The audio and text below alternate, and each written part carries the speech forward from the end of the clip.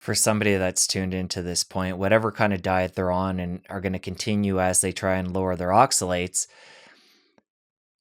are there any specific adjuncts that they can put in to help through the process of dumping them out? So what my head goes to is things like zeolites and different clays, which might help pull them out of the body or might help when we start dumping into the body if we start having symptoms.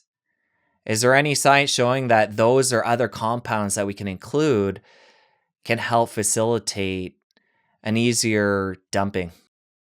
Well, one of the compounds that really seems to help a lot is citric acid, which is lemon juice. So I highly recommend using lemon juice and juicing like 1.5 lemons twice a day. So at least 3 lemons a day could be really good medicine because citric acid will sit on the oxalate crystals and soften them up and turn them more chalky. Instead of being hard like quartz, it softens them up and it makes it easier for the body to break them apart. It also does that alkalization that you need to correct the acidity that all this dumping and inflammation is causing. So it helps you alkalize, it helps you break up the stones, it helps you prevent kidney stones, because one of the dangers of clearing oxalate out of even your kidney is that you could end up with kidney stones. Because you're going low oxalate, you're at a rush to get stuff, things are trying to get out the exit doors all of a sudden. And so doing the lemon juice twice a day can really help protect you from kidney stones. So I highly recommend that. Is between calcium, that's why calcium citrate is such an important therapeutic thing to use, and start taking, say, 250 milligrams of calcium citrate at bedtime and see how you do on that. Sometimes the calcium promotes the dumping because it's a binder. Things that help you get out increases the toxicity of it moving out too fast. The thing is, you want it to move out slowly. You don't want to push it fast. You don't want to do things that push it. So things like pulsed electromagnetic therapies can open up ion channels and make you sick. It will facilitate the clearing, but you don't want it to go fast because dose makes the poison. So if you're unleashing a lot of the dose out of your tissues quickly, it's more poisonous on your bloodstream, your capillaries. Now, you need capillaries to keep your vision, right? You need blood cells to be healthy. So you don't want to poison your blood cells or your kidneys or your bladder. So slower is better. So you don't necessarily need to push. The body wants to get rid of it. It does. You can trust that the body wants to get rid of it, and it will if you lower your amount and then do some support with minerals. Potassium, sodium is surprisingly helpful too. Getting enough electrolytes, replenishing them over and over again every day, getting citric acid, getting calcium. It's too simple. People want to intervene more than that. They want to get all the fancy, expensive zeolites and all that. And there may be heavy metals in your crystals of oxalate. So you might get mercury mobilization, aluminum, you name it.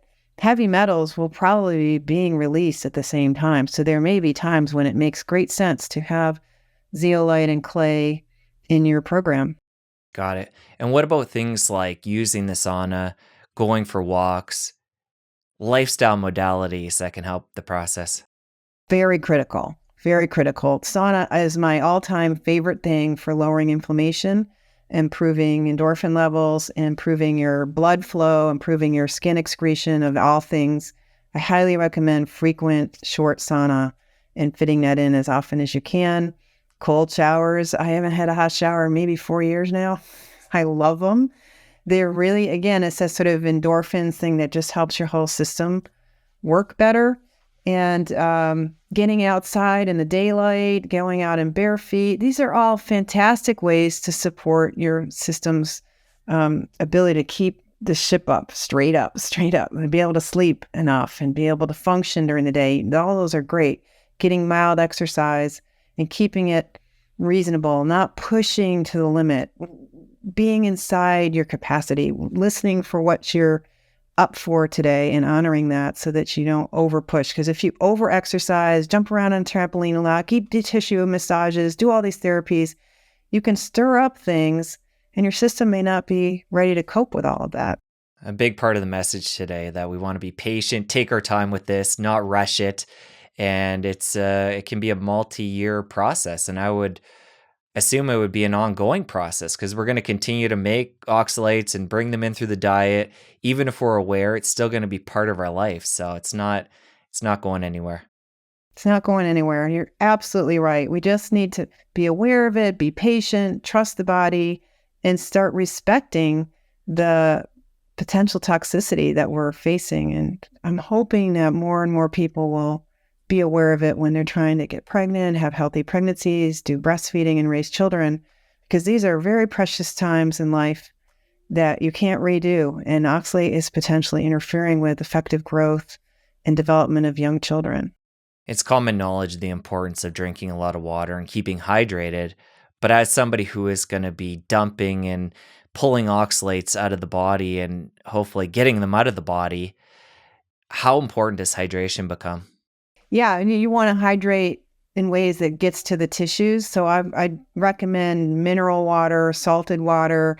The minerals help to pull the fluids into the tissues, because if you just run water through your body, just purified water, it just is a lot of water coming out through the kidneys. And that's actually not helpful to the kidneys, even though we like to dilute the urine enough so it's not overly concentrated.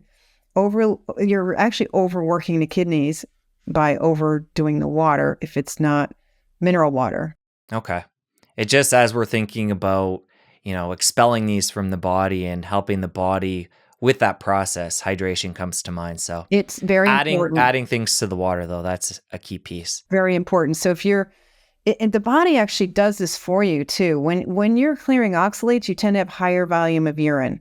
The body is looking for water to help flush out the oxalates. And if your body is peeing out more, it should increase your thirst. So hopefully your thirst is giving you clues. You got to drink. If you enjoyed that clip, press here for the full episode. I'll see you over there. People are literally buying these massive clamshell boxes of spinach and using half pound or more of spinach every day. That is really toxic. I was looking back at this thing that I really love. I wanted to share this with you.